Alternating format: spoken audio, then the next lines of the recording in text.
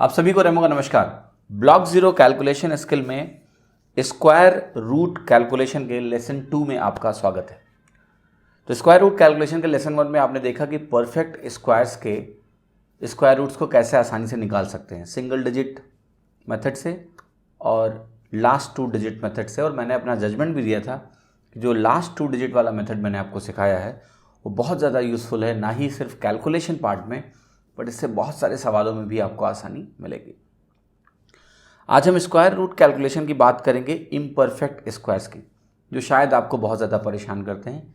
साथ ही साथ मैं आपको रैमो मंत्रा भी बताऊंगा कि अगर आपको इम्परफेक्ट स्क्वायर्स को हैंडल करना है तो पहली बात तो आपको कितनी स्किल की ज़रूरत है एग्ज़ाम में एक्सेल करने के लिए, और साथ ही साथ उसको कैसे इम्प्रूव करना है इस पर भी बात करेंगे।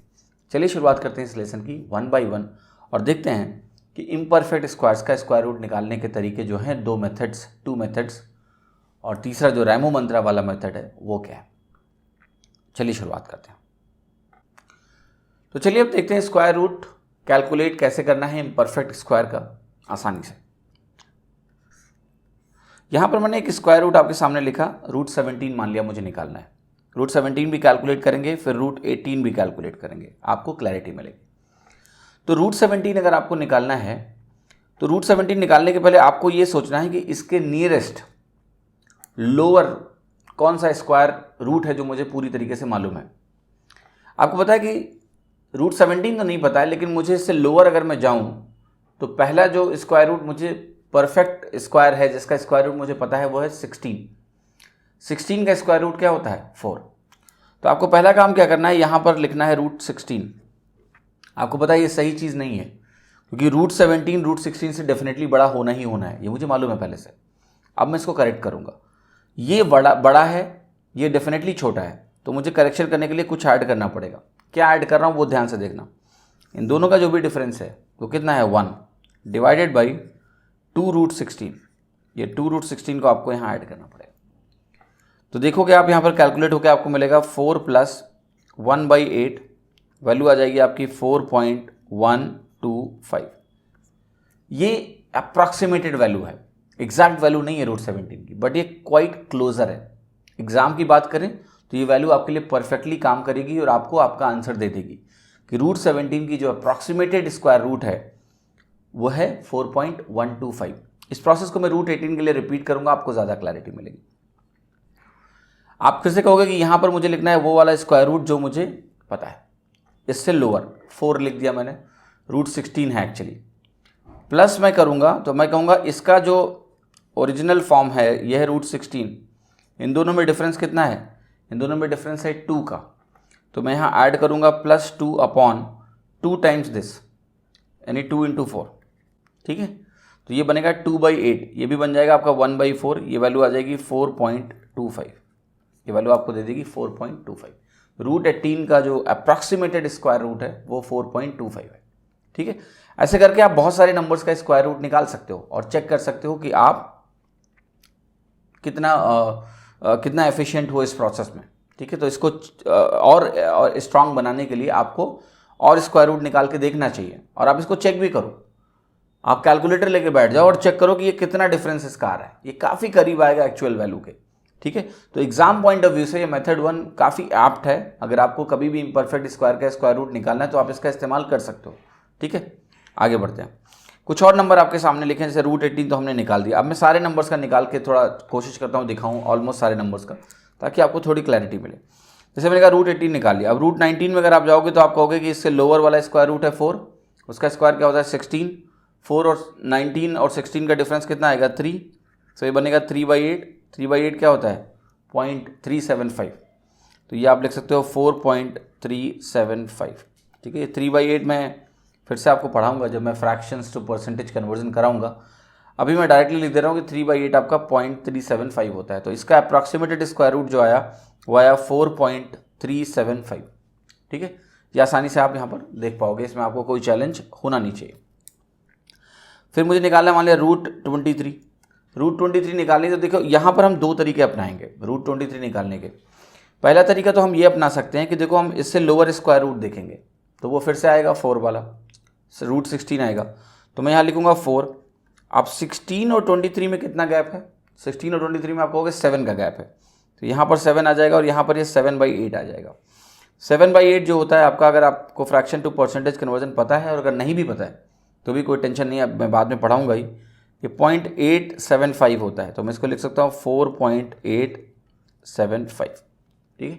ये इसका स्क्वायर रूट हुआ अप्रॉक्सीमेटेड। रूट 23 को निकालने का दूसरा तरीका भी था, अगर हम लोअर स्क्वायर रूट को ना कंपेयर करके हायर स्क्वायर रूट को देखते, ठीक है, कि इससे जस्ट ऊपर वाला परफेक्ट स्क्वायर कौन सा है, आपको होगा 25 है। तो हम क्या कर सकते थे, हम कहते हैं कि यहाँ पर हम लेने जा रहे हैं रूट 25।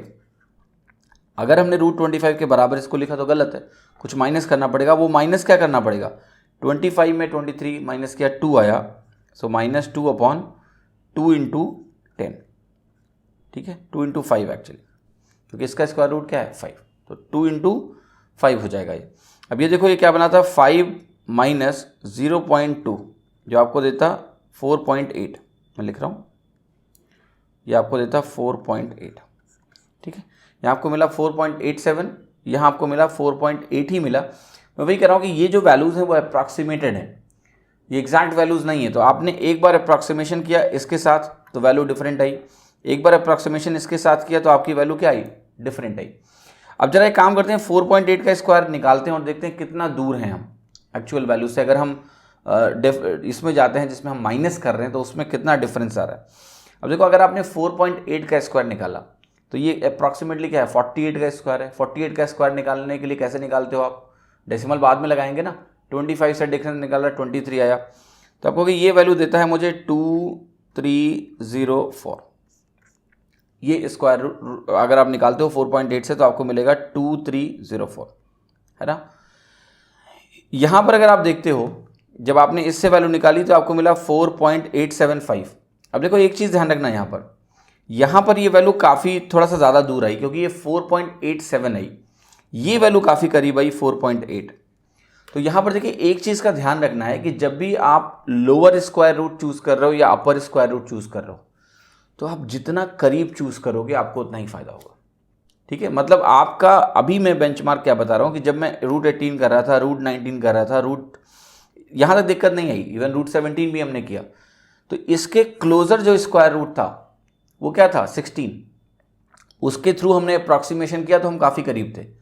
तो यहाँ पर ध्यान ये रखना है कि आप स्क्वायर रूट के जितना करीब होगे, चाहे वो बड़ा हो चाहे वो छोटा हो, अगर उसके थ्रू आप स्क्वायर रूट निकालते हो तो आपकी जो वैल्यू आएगी वो क्लोजर टू एक्यूरेट होगी। यहाँ पर आप देखो 23 का 16 के बहुत दूर था, तो जब आप 16 वाला लेके अप्रॉक्सीमेट करने की कोशिश कर रहे हो तो आपको 4.875 मिल रहा है, क्योंकि हमने क्या किया, हमने देखा इसका गैप कितना आ रहा है, इसका गैप 7 का आ रहा था, तो हमें +7/8 करना पड़ा 4 के साथ।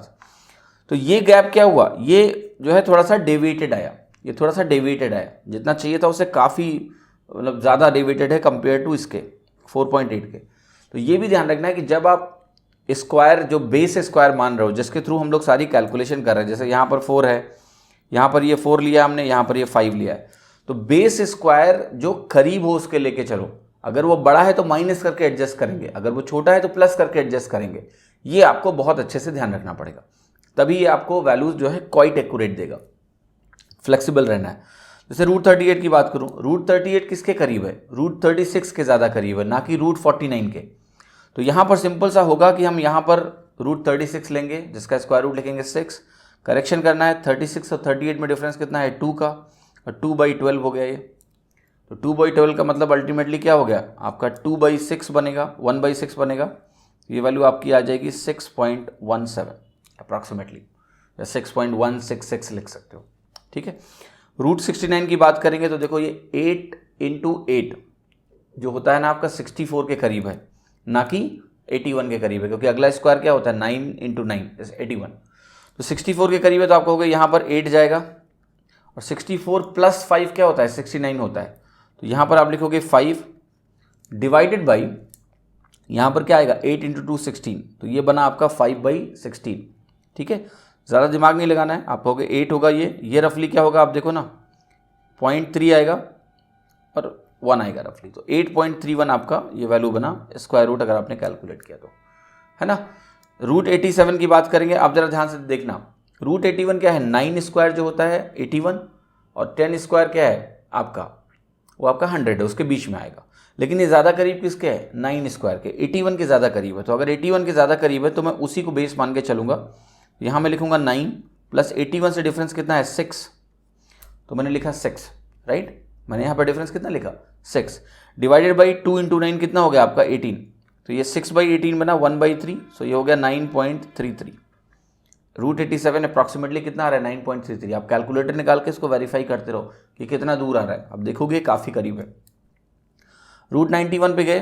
अब ध्यान से देखना, इसकी कहानी बराबर है ऑलमोस्ट। अगर देखो आप इसको रूट 81 से लो तो 10 ज़्यादा है, रूट 100 को देखो तो 9 कम है, ऑलमोस्ट बीच में है। कुछ भी लेके चल सकते हो। जब कुछ भी लेके चलना है तो आप यहाँ पर, अगर यहाँ पर आप अपनी प्रेफरेंस देखो तो यहाँ प्रेफरेंस क्या है, अगर हम रूट 100 को चूज करेंगे तो एक फ़ायदा होगा। क्या फ़ायदा होगा कि जो डिवाइड करते हैं डिनोमिनेटर में जाके ना, वहाँ पर बनेगा 20 से डिवीज़न आसान होगा या 18 से डिवीज़न आसान होगा। आप कहोगे डिवीज़न जो होगा वो 20 से ज़्यादा आसान होगा, ठीक है।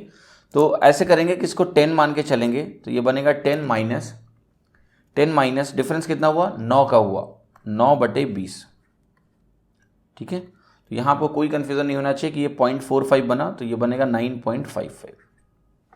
9.55। आप निकालने को तो आप इसको 9 का बेस लेके भी निकाल सकते थे 81 का, बट अगेन वहाँ पर डिवीज़न थोड़ा सा मुश्किल हो जाता आपके लिए। अब जैसे एक नंबर आया 6487, इसको कैसे करेंगे, बड़ा नंबर दिख रहा है, परेशान नहीं होना है, मैं आपको करके दिखाता हूँ। आपको सिंपल सा काम क्या करना है, इसको लिखना है 6400 के पास। तो अगर ये 6400 के पास है तो ये जाएगा 80, ठीक। अब देखो ये 6400 से 87 ज़्यादा है, तो मैंने यहाँ पर लिख दिया 87 डिवाइडेड बाई 2 इंटू 80, वो हो गया आपका 160। बस यही करना है और क्या करना है। तो ये हो गया आपका 80। अगर आप डिवाइड करने जाओगे तो ये देखो 16 टाइम 5 आपको देता है कितना 80, 7 बचा तो ये आपको देगा 4, राइट। तो ये तरीके हैं जैसे आप आगे बढ़ना है। तो ये 80.54 आपका इसका अप्रॉक्सीमेटेड जो है, अगर आप निकालते हो स्क्वायर रूट तो वो 80.54 आपका बन जाएगा। इसमें आपको कोई चैलेंज नहीं होना चाहिए। 8351 आपको निकालना है। आप कहोगे ये तो 8100 के करीब है, 8100 के करीब है, तो मैं 90 का बेस लेके चलूँगा। और साथ में ये 251 देखो ज़्यादा आ रहा है ना, 8100 से 251 ज़्यादा है ये वाला नंबर। तो 251 मैंने यहाँ लिखा डिवाइडेड बाई ट्वाइस ऑफ 90, यानी ये वैल्यू आपको कितना देगा 180 दे देगा, ठीक है। अब क्या करना है, इसको डिवाइड ही तो करना है, तो 1 टाइम तो जाएगा ही, साथ ही 70 और पड़ा हुआ है, राइट। 180 अगर ले जाओगे तो 71 और पड़ेगा, तो अप्रॉक्सीमेटली 1.4 बोल सकते हैं। 1.4 बोला तो ये 91.4 अप्रॉक्सीमेटली इसका स्क्वायर रूट आ गया 8351 का। बाकी ये जो स्क्वायर रूट है 3, ये आप खुद से ट्राई करो इसी प्रोसेस के थ्रू। ध्यान क्या रखना है कि जो मैं बेस स्क्वायर रूट लेके चल रहा हूँ, ये वाला बेस, ये वाला, ये हमें रखना है क्लोजर जो होना चाहिए, जिसके ज़्यादा क्लोज हो वो लेना है। कई बार ये ऑलमोस्ट बीच में होंगे, जैसे 9 और 10 वाला केस मैंने आपको दिखाया रूट 91 का। जब ये ऑलमोस्ट बीच में है, ठीक है, ऑलमोस्ट बीच में है, तो उस केस में ना आप थोड़ा सा कोशिश करो कि उस नंबर को लो जिससे डिवीजन आसान हो। तो ये चीज़ आएगी कहीं ना कहीं प्रैक्टिस से। जब भी आपको इम्परफेक्ट स्क्वायर मिलेंगे आज के बाद, तो आपको कोशिश करनी है उनका स्क्वायर रूट निकालने की इस तरीके से। और ये जो भी वैल्यूज़ आती हैं, ये वैल्यूज़ काफ़ी करीब होती हैं। देखिए डेविएशन कब बढ़ता है मैं आपको बता रहा हूँ, ये वैल्यूज़ में गैप कब बढ़ जाएगा या एरर परसेंटेज जब बढ़ता है। जैसे लेट से वैल्यूज़ बहुत बड़ी हो जाएंगी, वैल्यू जितनी बड़ी होती जाएंगी क्या होगा कि दो वैल्यूज़ के बीच में जो डिफरेंस होता है वो भी बड़ा होता जाता है। जब वो डिफरेंस बड़ा होगा तो वेरिएशंस बढ़ने लगते हैं। But exam point of view से मैंने आपको दिखाया कि अगर आप 4 डिजिट का नंबर भी निकाल रहे हो और उसका स्क्वायर रूट कैलकुलेट करने की कोशिश कर रहे हो, तो आप देखना चेक करके ये भी काफ़ी करीब है जो आपकी वैल्यू दी हुई है। तो एग्जाम पॉइंट ऑफ व्यू से मेथड 1 से जो वैल्यूज़ आप निकालते हो वो मोर देन सफिशिएंट है। मतलब वो आपका आंसर को इतना ज़्यादा अफेक्ट नहीं करेंगी कि आपको आंसर ना मिले। तो ये काफ़ी अच्छा मेथड है, इसको इस्तेमाल करके आप स्क्वायर रूट्स बिना पेन के पैनिक हुए निकाल सकते हैं, ठीक है। एक ही तरीका है। मैं कुछ और तरीके भी बताता हूँ, उनको रिजेक्ट भी करता हुआ चलूंगा कि वो क्यों नहीं इस्तेमाल करना है। और लास्ट में जो इंपॉर्टेंट चीज़ बताऊंगा रैमो मंत्रा कि किस स्किल में आपको अपने आप को ट्रेन करना है अगर आप वाकई में अच्छा करना चाहते हैं एग्जाम में स्क्वायर रूट के सेंस में, कि क्या नीड होती है एक्चुअली, क्या हमें इस तरीके से चीज़ें निकालने की ज़रूरत पड़ेंगी या नहीं पड़ेंगी या वट एवर, वो सब रैमो मंत्रा में हम लोग बात करेंगे। आगे बढ़ते हैं और जब थोड़ा सा देखते हैं कि मेथड 2 क्या है, इसी प्रोसेस में मेथड 2 को भी थोड़ा सा अंडरस्टैंड करने की कोशिश करेंगे तो आपको थोड़ा सा ज़्यादा क्लैरिटी मिलेगी। देखिए मेथड 2 क्या है स्क्वायर रूट कैलकुलेशन का। इसका तरीका ये कि लेट से आपको रूट 5 निकालना है, तो ये कहता है कि आप ना 5 पकड़ लो और 5 को क्या करो, ये देखो कि किन दो स्क्वायर्स के बीच में है, इससे लोअर स्क्वायर क्या है, कुल मिला के मेरा कहने का मतलब है। तो आप कहोगे इससे लोअर स्क्वायर है 4, तो यहाँ आप लिखो 4, यहाँ आप लिखो जिस नंबर का स्क्वायर रूट आपको निकालना है 5। फिर ये मेथड कहता है कि ये नंबर जो है ना, इसका स्क्वायर रूट क्या है 2, इसका स्क्वायर रूट 2 है, ठीक है। इस नंबर को हम कुछ ऐसे लिख सकते हैं 2 इंटू 2.5, मैं इस नंबर को इस्तेमाल कर रहा हूँ यहाँ पर, 2 इंटू 2.5 लिख सकते हैं। एक्चुअल में ये 4 जो है ना, ये 2 इंटू 2 है और ये 5 है 2 इंटू 2.5। अब अगर मुझे स्क्वायर रूट निकालना है, देखो ये 2 और ये 2 तो मैच कर रहे हैं, स्क्वायर रूट निकालना है इस वाले नंबर का, तो आप इन दोनों का एवरेज निकाल लो। तो ये हो जाएगा आपका एवरेज ऑफ 2, 2.5 और ये फाइनली वैल्यू आपकी आ गई 2.25। जो 5 का स्क्वायर रूट होता है वो 2.24 होता है एक्चुअली, बट 2.25 भी गुड इनफ है, ठीक है, क्योंकि हम लोग अप्रॉक्सीमेट वैल्यू ही निकाल सकते हैं ना इस केस में, जब स्क्वायर रूट निकालना है तो अप्रॉक्सीमेट अगर निकालना है तो 2.25 यहाँ से निकल के आ रहा है, 2 और 2.5 का एवरेज 2.25 आ रहा है, तो 2.24 के काफ़ी करीब है जो रूट 5 का स्क्वायर रूट होता है। ये भी एक ठीक ठाक मेथड है, ठीक है। लेकिन यहाँ पर जो वैल्यूज़ आ रही हैं आपको ध्यान से देखना है। अगर हम इसी को उस मेथड से निकाल रहे होते, लेट से ये मैंने रूट 5 लिखा, अगर हम उस मेथड से कैलकुलेट करते तो आप कहते हैं 4 के पास है तो ये 2 बनाता, प्लस आप कहते हैं डिफरेंस कितना है, 1 का है, 1 का डिफरेंस और यहाँ क्या जाता 4 जाता। तो आप देखो ज़रा ये क्या देता आपको, ये भी आपको 2.25 ही दे रहा था। तो इस मेथड में जो आपको स्क्वायर रूट मिला और इस मेथड में जो स्क्वायर रूट मिला वो ऑलमोस्ट क्या है, सेम ही है, ठीक है। दोनों अप्रॉक्सीमेटेड हैं, चाहे वो मेथड 1 हो या मेथड 2 है, दोनों दो तरीके के मेथड्स हैं, अलग अलग मेथड्स हैं स्क्वायर रूट कैलकुलेट करने के। आपको जो भी सूटेबल लगे उसका इस्तेमाल करो। मैं आपके सामने सारी पॉसिबिलिटीज़ रखना चाहता हूँ ताकि आपको हर चीज़ मालूम तो हो कम से कम, ठीक है। और कुछ एग्जाम्पल्स देखते हैं, मैं दिखाता हूँ आपको एग्जाम्पल रूट 18 का। रूट 18 हम लोग पहले ही कैलकुलेट कर चुके हैं, अगर आप ध्यान से देखो। मैं आपको दिखा देता हूँ कि जब हम लोग इस मेथड 1 में थे तो रूट 18 हमने कैलकुलेट किया था, 4.25 आया था। अब जरा देखते हैं यहाँ पर हमारा रूट 18 क्या आने वाला है। आप कहोगे कि ये जो स्क्वायर है इसके लोअर स्क्वायर क्या है, 4 वाला है, इसको हम लिख सकते हैं 4 इंटू 4। मैं इस रूट 16 जो 16 है एक्चुअली उसको मैं 4 इंटू 4 लिख रहा हूँ, और जो ये 18 है इसको मैं क्या लिख सकता हूँ 4 इंटू 18/4। 18/4 को अगर आप डिवाइड करोगे तो आपको मिलेगा 4.5, ठीक है, 4.5 मिलेगा।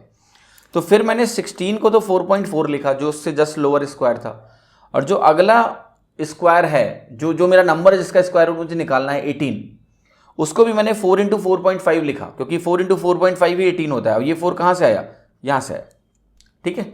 ये तो स्क्वायर है, ये ऐसे लिखा मैंने। अब अगर आप ध्यान से देखो तो ये 4 और ये 4.5 जो डिफरेंट वैल्यूज हैं इनको आप कंबाइन करके एवरेज निकाल लो। तो रूट 18 जो होगा वो होगा एवरेज ऑफ 4 एंड 4.5। ये वैल्यू आपको क्या देगा 2.25, सॉरी 4.25। देखो उस मेथड से भी यही निकल गया था, तो 4.25 यहाँ भी निकल गया, इसमें कोई चैलेंज नहीं आया, ठीक है। आप कहते हैं कि देखो अब रूट 18 तो आपने कहा कि बड़ा आसान है सर, आपने ऐसे डिवाइड करके निकाल दिया इतना आसानी से, ठीक है। 19 निकाल के दिखाओ, वो तो इतना आसानी से 4 से डिवाइड नहीं होगा। आसानी वो भी आसानी से 4 से डिवाइड होता है, चलो वो भी कैलकुलेट करके आपको दिखाता हूँ। आपने कहा कि मुझे रूट 19 निकाल के दिखाओ, तो रूट 19 अगर मैं आपको निकाल के दिखाऊँ, ध्यान से देखना रूट 19, तो रूट 19 में आप क्या करोगे, आप वही करोगे कि 4 इंटू 4 लिखोगे 16 के करस्पॉन्डिंग, और फिर आप आओगे 19 को भी लिखना है आपको। तो 19 में क्या बनेगा, देखो ये बनेगा 4 इंटू, ये क्या है आपका, ये है 16 प्लस 3, ठीक है। तो आपका ये तो बनेगा ही 16 प्लस 3, अगर देखो आप तो यहाँ इसको 4 से डिवाइड करोगे तो 4 बनेगा, और फिर आपको 3/4 और मिलेगा, तो ये एक्चुअली मिलेगा आपको 4.75। इन दोनों का एवरेज जरा निकालो क्या आ रहा है। आप कहोगे 4 और 4.75 का अगर एवरेज में निकालने गया तो मुझे मिलेगा 4.375, 4.375। अब जरा देखना उधर क्या निकाले थे तो आया था एवरेज, अब जरा ध्यान से देखो एग्जैक्टली यही आया था, ठीक है। तो दोनों मेथड्स आपको वैल्यूज सेम ही दे रहे हैं, समझ रहे हो आप, दोनों मेथड्स आपको वैल्यूज सेम ही देते जा रहे हैं, इसमें कहीं कोई अंतर निकलता हुआ आपको दिख नहीं रहा है, ठीक है। एक्चुअल में अगर आप ध्यान से देखो तो दोनों मेथड ऑलमोस्ट एक ही हैं, राइट। आपको प्रोसेस जरूर अलग सा दिख रहा है, पर दोनों मेथड जो हैं वो ऑलमोस्ट एक ही हैं, इसमें कुछ खास अंतर है ही नहीं है। वैल्यूज़ भी आप देख लो, है ना। तो दो प्रोसेसेस मैंने आपको दिखाया, आपको जो भी सूटेबल लगे आप उनका इस्तेमाल करो। जैसे आपको अब एक दिखाता हूँ प्रोसेस √23 का। तो √23 अगर आप निकालने जाओगे तो आपको यहाँ तो ये 4 × 4 लोअर बेस लेना है तो 4 × 4 मिलेगा। फिर आप यहाँ जाओगे ना, यहाँ तो आपको मिलेगा 4 × 5.75, ठीक है। ये आपको बहुत ध्यान से समझना है। अब इन दोनों का आपको निकालना है एवरेज।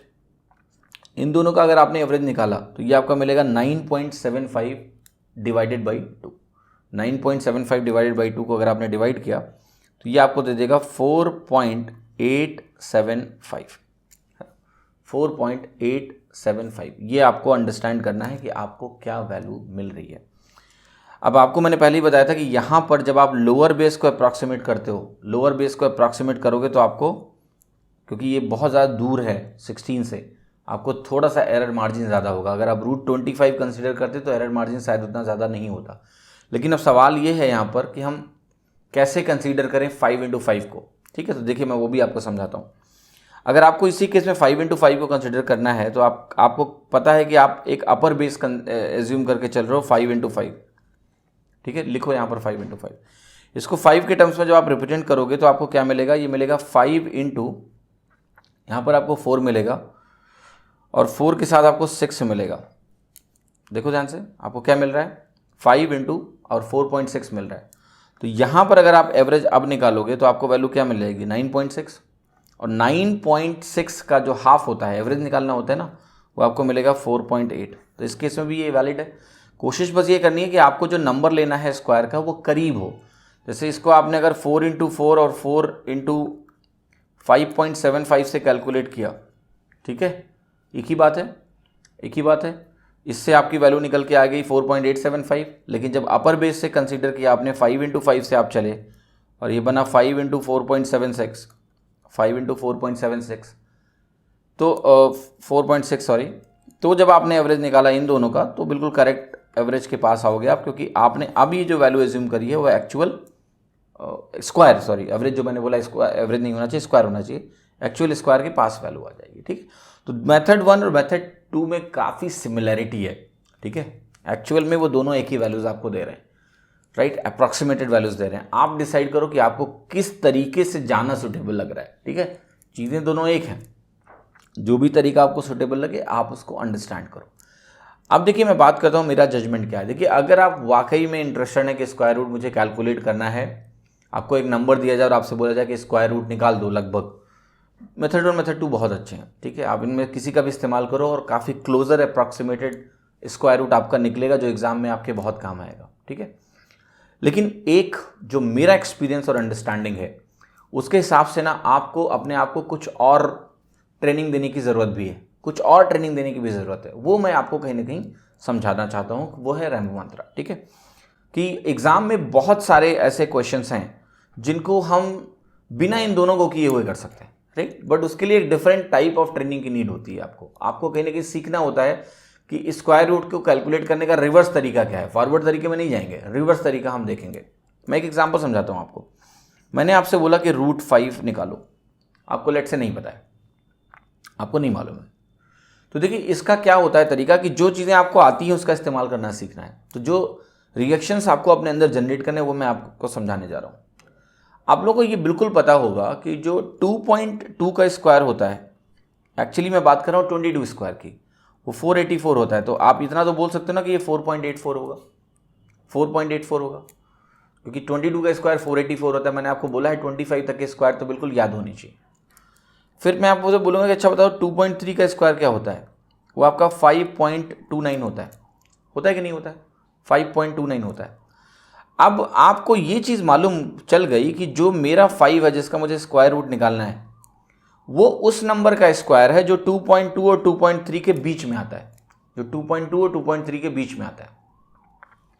क्लियर। साथ ही साथ आप ध्यान से देखोगे तो वो 2.2 के ज़्यादा करीब है कंपेयर टू 2.3, 2.2 के ज़्यादा करीब है कंपेयर टू 2.3। अब मैं आपके सामने यहाँ 2.2 लिख रहा हूँ, यहाँ मैं आपको 2.3 लिख रहा हूँ, ठीक है। मुझे पता है कि इनका जो मिड पॉइंट है वो है 2.25, लेकिन हमें ये भी मालूम है कि मेरा जो ये 5 है ये किसके ज़्यादा करीब है, इस वाले नंबर के ज़्यादा करीब है। तो ये बीच में ना होगे, कहीं इधर होगा।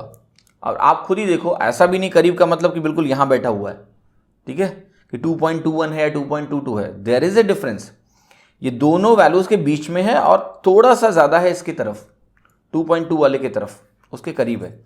आप कम कर लो थोड़ा सा, आपके दिमाग से क्या आएगा, आप या तो 2.24 सोचोगे, आप या तो 2.24 सोचोगे, ठीक है, कि ये वैल्यू 2.24 हो सकती है, या वैल्यू आप कहोगे 2.23 हो सकती है। इसके अलावा क्या ही सोचोगे, है ना, थोड़ा सा ही तो कम करना है। तो जब थोड़ा सा ही कम करना है, थोड़ा सा कम करना है, तो 2.24 सोच सकते हैं, 2.23 सोच सकते हैं। ऐसा थोड़ी ना कि 0.1 कम कर दोगे, अरे भाई 0.1 अगर आपने कम कर दिया इसमें तो यहाँ पहुँच जाओगे आप, ठीक है। तो कुछ ऐसा ही सोचना है आपको कि बीच में नहीं है, थोड़ा सा लेफ्ट शिफ्टेड है, तो कुछ ऐसा हो सकता है। ये जो अप्रॉक्सीमेट तरीका है, ये आपके लिए रेमो मंत्र है। इस पर आप अपनी स्किल्स गेन करो, जितना मेहनत कर सकते हो आप करो। एग्जाम में ये चीज़ इतना काम आती है, आपको बता रहे हैं कि आपको पहली बार तो कुछ भी मेथड ध्यान रखने की ज़रूरत नहीं है। जो स्क्वायर आपको पहले से आते हैं उन्हीं का इस्तेमाल करके बस एक रेंज निकालनी है। और कई बार मैं आपको बताऊं, एग्जाम में क्या होता है कि ऑप्शंस में रेंज इतनी बेकार दी होती हैं कि अगर आपने सिर्फ इतना, मैं आपको एग्जाम्पल दे रहा हूँ, मैं आपको एक सवाल पूछ रहा हूँ कि बताओ √5 की वैल्यू क्या है, और आपके सामने कुछ ऑप्शंस ऐसे लिखे हैं कि यह है आपका 2.25, बी है आपका 2.251, सी ऑप्शन है आपका 2.21 और डी ऑप्शन मैंने आपका लिख दिया लगभग 2.236 लगभग ऐसा कुछ। जैसे ये क्वेश्चन आपके सामने है √5, आप जरा ध्यान से सोचो कि आपने रिवर्स डायरेक्शन में सोचा तो ये 2.2 से 2.3 के बीच में आया। सारे नंबर लिखे हुए हैं 2.2 से 2.3 के बीच में, पर आपको ये भी पता है कि ये 2.25 से कम है। अगर आप थोड़ा सा दिमाग लगाओगे जैसे इस तरह से, आपको पता है ये 2.25 से कम है, बीच में आ रहा है। 2.25 से अगर कम है तो ये भी नहीं हो सकता, ये भी नहीं हो सकता। दो ऑप्शन बचे। अब एक चीज ये भी देखनी है कि मेरा जो ये 5 है ये इसका कहां लाई कर रहा है। क्या ये 2.2 के स्क्वायर के बहुत करीब है, क्या ये 2.3 से बहुत दूर है? आप कहोगे ऐसा नहीं है। अगर 5 को कंसीडर करें तो यहां से डिफरेंस है आपका 0.29, यहां से डिफरेंस है 0.16। दूर तो दोनों से है, बट 2.2 के थोड़ा ज्यादा करीब है। तो ऐसा कौन सा नंबर हो सकता है जो इन सारी कंडीशंस को सेटिस्फाई कर रहा हो? आप कहोगे कि देखो 2.25 से तो कम होना चाहिए, ये दोनों नंबर 2.25 से कम है, लेकिन ये 2.21 ना 2.2 के बहुत करीब है, बहुत करीब है, ये भी नहीं होगा, इसलिए डी ऑप्शन करेक्ट होगा। ये जो अप्रॉक्सीमेट आइडिया चीज़ों को लगाने का है ना, ये बहुत क्रूशियल है। मैं आपको बताऊं कि एग्जाम में अक्सर मैं जब क्वेश्चंस करता हूं, ठीक है, मैं कोई क्वेश्चन सॉल्व करता हूं, जैसे आपके लिए कोई पेपर सॉल्यूशन कर रहा हूं या कुछ भी कर रहा हूं, जब मैं रिकॉर्डिंग कर रहा होता हूं तो फर्स्ट टाइम उसको सॉल्व कर रहा होता हूं, तो मेरे दिमाग में ये चीज़ें सबसे पहले आती हैं, अप्रॉक्सीमेटेड वैल्यूज, कि अच्छा ये इसके बीच में है। ये मेरा सोचने का तरीका है, रिवर्स डायरेक्शन में मेरा सोचने का तरीका है, इसलिए इसका नाम है रैम्बो मंत्रा। वो जो दोनों मेथड्स हैं वो मैं रेयरली ही इस्तेमाल करता हूँ। रेयर का मतलब रेयर। मैंने देखा कि मेरा काम इससे चल जाता है, क्योंकि मैं क्विकली पता कर पाता हूँ कि ये किसके बीच में है। अगर मुझे ये पता लगा कि किसके बीच में है, थोड़ा बहुत किस डायरेक्शन में है, इससे मेरा काम चल जाता है, ठीक है। इसलिए मैं आपको बार बार बोलूँगा कि आप इस स्किल में मास्टरी गेन करने की कोशिश करें, ये बहुत ज़रूरी है। मैं एक छोटा सा एग्जाम्पल आपको और दिखाता हूँ।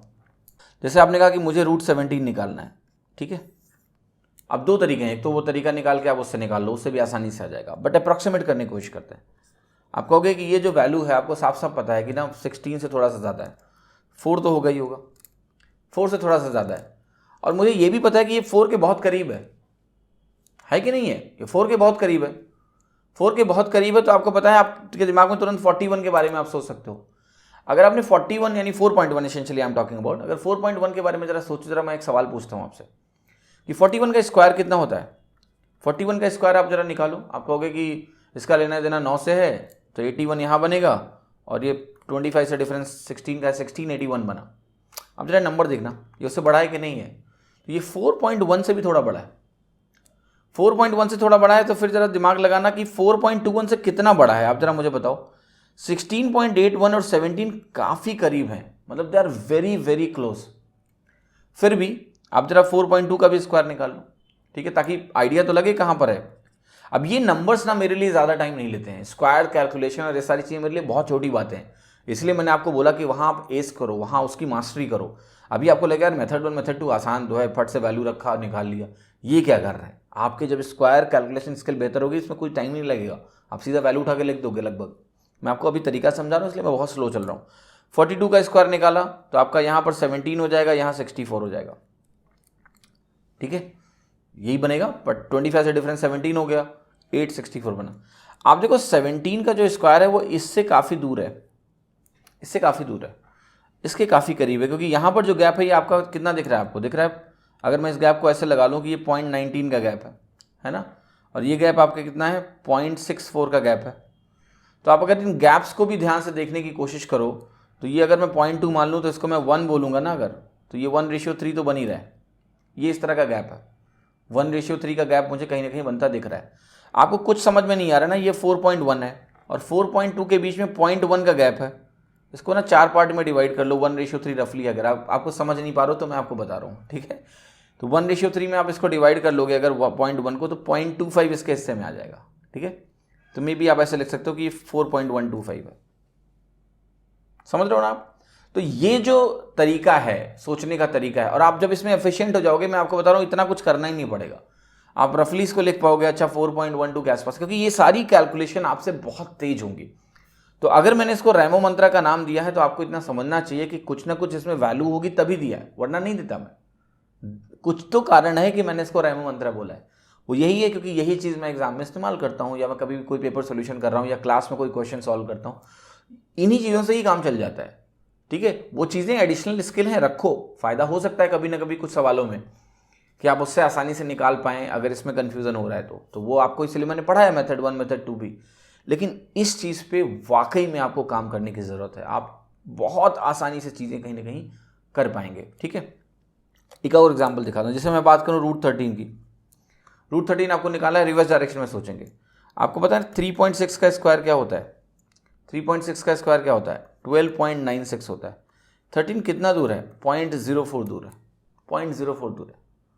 आपको पता है कि कभी भी अगर आपको √13 कहीं भी दिख रहा है, आप इसको 3.6 से अप्रॉक्सीमेट कर लेना, आपका काम चल जाएगा, क्योंकि 0.04 का गैप एक्चुअल नंबर में स्क्वायर रूट में ऑलमोस्ट कोई डिफरेंस नहीं डालता है। अगर वो डालेगा भी तो आगे जाके 3.60 समथिंग करके बनाएगा, ठीक है, लेट्स से 3.61। हम ये सिंपली कह रहे हैं कि 3.6 अगर इसका अप्रॉक्सीमेशन आप लेके चलते हो तो आप कभी गलत नहीं हो सकते हो, ठीक है, आपका जो आंसर आना है वो सही ही आएगा। तो ये चीज़ आप कहीं ना कहीं सीखना और सोचना शुरू करिए कि रिवर्स डायरेक्शन में आप चीज़ों को फॉलो अप करोगे, ऐसे ऐसे करके, और कहीं ना कहीं चीज़ों को देखने की कोशिश आप करोगे। साथ ही साथ मैं आपको कुछ और चीज़ भी दिखा देता हूँ, और कुछ नंबर पैटर्न्स हैं जो स्क्वायर रूट्स में होते हैं, वो भी आप कहीं ना कहीं देख लो कि एक कुछ स्क्वायर रूट आपको पता होंगे तो आपके लिए फ़ायदा होगा। जैसे मैं बात करूँ √5 की, है ना, तो √5 की जो अप्रॉक्सीमेटेड वैल्यू है वो 2.24 होती है। अगर मैं 2 प्लेस तक इसको वो करूँ, अप्रॉक्सीमेट करूँ, तो 2.24 इसकी वैल्यू निकल के आती है ना। अब देखिए, आप कहोगे कि अब मैं निकालने जा रहा हूँ √6 आप कैलकुलेट करना, आपको 2.45 मिलेगा, ये आप निकाल के देख सकते हो, इसमें कोई चैलेंज नहीं है, ठीक है। √7 की आप कैलकुलेशन करोगे आप तो आपको सिंपल सा मिल सकता है 2.65 के आसपास, है ना, 2.65 के आसपास। ऐसे ही अगर आप √8 की कैलकुलेशन करोगे, तो ये 2.84 के आसपास मिलेगा आपको, है ना। √9 तो आपका होता है 3, अगर आप √10 निकालने जाओगे तो आपको 3.16 के आसपास मिलेगा, है ना। फर्दर आप कहोगे नहीं मुझे √10 भी निकालना है, √10 भी आपको लेट से कैलकुलेट करना है, तो वो आपकी जो वैल्यू आएगी वो 3.32 के आसपास आएगी, 3.32 के आसपास आएगी। फिर आप √11 सॉरी ये था √11 ही था आपका। फिर आप √12 निकालने गए, मान लिया √12 आप निकालने जाओगे तो वो वैल्यू अगर आप कहीं ना कहीं निकालते हो तो आपका 3.48 या 47 के आसपास कुछ बनेगा, है ना। तो ऐसे करके आप आगे बढ़ते जाओ ना। ये मैंने अप्रॉक्सीमेट वैल्यूज लिखी है, मतलब मैं कुछ कैलकुलेट नहीं कर रहा हूँ, मैं ऐसे लिख रहा हूँ बस, ठीक है। एक पैटर्न देखो, यहाँ पर गैप लगभग 0.21 का है, यहाँ पर गैप लगभग 0.2 का है, यहाँ पर गैप लगभग 0.19 का है। ये 0.2 का भी एक्चुअल गैप हो सकता है, राइट, बट मैं आपको एक छोटा सा पैटर्न दिखा रहा हूँ कि जिससे आप जो छोटे नंबर्स हैं जिनका स्क्वायर रूट होता है वो आसानी से रिलेट कर सकते हो। यहाँ पर गैप 0.16 का है, यहाँ से यहाँ भी 0.16 का है, ये लगभग 0.16 या 0.15 का गैप होगा। अगर आप एक्चुअली भी कैलकुलेट करोगे तो मे बी ये 3.31 आपको मिले, है ना। तो वो कोई ज़रूरी नहीं, वो 3.31 या 3.32 हो सकता है। आपकी ये वैल्यू जो आई आपकी 3 कितनी आई, 48 आई, है ना, 3.48 आई। तो ये गैप भी हो सकता है 0.14 का हो या 0.12 का हो, 0.13 का होगा, ऐसे लगभग गैप होता है, ठीक है। तो ये अप्रॉक्सीमेट वैल्यूज़ भी आप आसानी से लिख सकते हैं। मतलब ये छोटा सा पैटर्न है, आप इसको ऑब्जर्व कर लें और रफली वैल्यू, आप ज़्यादा इसमें दिमाग मत लगाना कि अरे ये एग्जैक्ट क्यों नहीं लिखा, ये तो एग्जैक्ट होता है। इतना ज़्यादा दिमाग अगर लगाओगे ना तो इस मेथड का कोई फ़ायदा ही नहीं है, ठीक है। मैं आपको रफली बता रहा हूँ कि ये रफ वैल्यूज हैं, जो छोटे छोटे स्क्वायर्स हैं उसमें ये पैटर्न कंटिन्यूड है। तो रूट 19 तक अगर आप ध्यान से देखोगे तो रूट 19 तक तो आप ऐसे ही पहुँच सकते हो इस बेसिक पैटर्न का इस्तेमाल करके। रूट 5 से शुरू किया, 2.24 से 21, 20, 19, फिर कुछ आपका ऐसे ही होता है 16 का हो जाता है, फिर ऐसे ऐसे करके आप आगे बढ़ोगे और आप आराम से इन वैल्यूज़ को कहीं ना कहीं लिख पाओगे, है ना। तो ये रफ एक पैटर्न है जो मैंने आपको देने की कोशिश करी है। आप इसका अगर इस्तेमाल करते हैं तो इन वैल्यूज़ को आप आसानी से कहीं ना कहीं, अगर एग्जाम में इनका इस्तेमाल करना है तो आप रफली इनको कहीं ना कहीं लिख सकते हैं, डायरेक्ट इस्तेमाल कर सकते हैं इस तरीके से, ठीक है। तो ये स्क्वायर रूट का जो कंप्लीट डिस्कशन था वो इतना ही था। अब बाकी हम इसके एप्लीकेशंस देखेंगे जब हम चैप्टर्स में मूव करेंगे। तो जहाँ जहाँ भी स्क्वायर रूट्स हमको मिलेंगे वहाँ इनके एप्लीकेशंस आएंगे और इनके एप्लीकेशंस को हम कहीं ना कहीं बहुत अच्छे से, जब मैं वहाँ अप्लाई करूँगा इन चीज़ों को तो आपको कहीं बहुत अच्छे से समझ में आएगा। आपका टास्क देखिए ये है कि जो भी आपको मैंने स्किल्स देने की कोशिश करी है, कुछ चीज़ें आपको पहले से आती होंगी और कुछ चीज़ें ऐसी होंगी जिन पे आपने कभी काम ही नहीं किया है, जैसे स्क्वायर रूट्स को अप्रॉक्सीमेट करना सीखना, ठीक है, या डबल डिजिट में स्क्वायर रूट्स या स्क्वायर्स निकालना। तो इन सब चीज़ों में ना मास्टरी गेन करिए। कैलकुलेशन के कुछ ही बेसिक एलिमेंट्स हैं, कैलकुलेशन में आपको वैदिक मैथ्स नहीं पढ़ना है, कुछ ही बेसिक एलिमेंट्स हैं जिस पे आपको काम करने की ज़रूरत है। वो सारे बेसिक एलिमेंट मैंने अभी तक जो जो डिस्कस किया है उससे रिलेटेड जो भी बेसिक एलिमेंट्स थे वो आपको बताएं, उनको मास्टर करिए। जब मैं मास्टर वर्ड का इस्तेमाल करता हूँ मतलब ये होता है कि वो रिएक्शंस आपके बहुत तेज होने चाहिए। अगर आप इन चीज़ों को आप मास्टर करते हो, मैंने जैसे स्क्वायर रूट्स में आपको बताने की कोशिश करी है कि अप्रॉक्सीमेट करना, मेथड 1 मेथड 2 बताया, जो कि मेथड से सेंस में ज़्यादा दिमाग नहीं लगाना है। लेकिन जब बात आती है रेमो मंत्रा की, तो यहाँ पर कहीं ना कहीं आपकी जो अप्रॉक्सीमेशन स्किल्स हैं उनका बहुत बड़ा रोल होता है। तो ये चीज़ है जिस पे आपको काम करने की ज़रूरत है। अगर आप बेहतर तरीके से काम करोगे, आपको मैं बताऊँगा कैलकुलेशन आपकी कितनी बेहतर हो जाएगी। हर एक एस्पेक्ट में कैलकुलेशन में जो भी रिक्वायर्ड एस्पेक्ट हैं, जहाँ इंप्रूवमेंट पॉसिबल है और जहाँ पर इंप्रूवमेंट करने का तरीका ऐसा नहीं है कि आपको कुछ बहुत रिमार्केबल सीखना है, छोटी छोटी चीज़ें हैं इन पे काम करना है, वो मैं सब आपको बताऊंगा। आपको बस उस पर अमल करना है, आपको उस पर काम करना है ना। अगर आप उस पर काम नहीं करोगे तो वो स्किल्स नहीं बनेंगी आपकी। आपको तरीके बताऊंगे, अच्छा ऐसे भी कुछ हो सकता है, लेकिन वो स्किल्स नहीं बन पाएंगी आपकी। तो उन पर जम के मेहनत करिए और कोशिश करिए कि रिएक्शंस आपके ऑटोमेटिक हो जाएं। आप एग्जाम में ना बहुत टाइम सेव करोगे, मैं आपको बता रहा हूँ। आपको मैं वो सब कुछ देने की कोशिश कर रहा हूँ जो मैं करता हूँ, ठीक है। और वही ऑब्जेक्टिव आपका होना चाहिए कि आप क्वेश्चंस को तेज़ी से करें, जल्दी से उसको समझ पाएं। और कैलकुलेशन में तो वक्त ज़ाया होना ही नहीं चाहिए। अप्रॉक्सीमेशन करना है तो अप्रॉक्सीमेट कर दें, जो भी करना है। तो आपको जो बेसिक स्किल्स मैं बता रहा हूँ कि इन्हें इन्हेंस करना है, उनको इन्हेंस करिए, उस पर काम करिए लगातार। और इनको काम करने के लिए कुछ ज़रूरत नहीं है, खुद बैठ के रैंडम नंबर्स चूज़ करके आप चेक कर सकते हो, ठीक है। बस इनको कैरी ऑन करिए। कैलकुलेशन पे रोज़ समय देना बहुत ज़रूरी है। अगर आपने कैलकुलेशन पे रोज़ अलग से टाइम नहीं दिया तो आप कितने भी चैप्टर करते रहो, आप कैलकुलेशन इंप्रूव नहीं कर पाओगे। और समय भी सही दिशा में देना है, वैदिक मैथ्स सीख के नहीं देना है, ठीक है। Thank you, have a great time.